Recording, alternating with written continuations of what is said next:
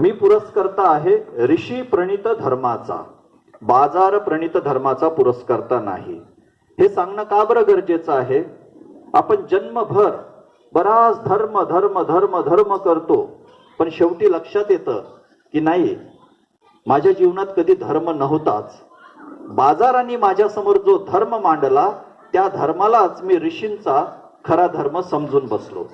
एकतर माझ्यामध्ये ती योग्यताच कधी आली नाही, हे लक्षात येतं नंतर.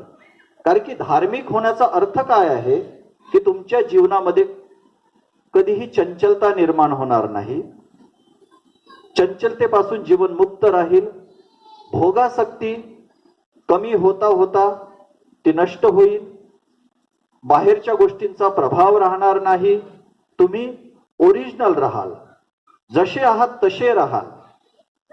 बाजाराचं अंधानुकरण तुमच्या जीवनामध्ये नसणार.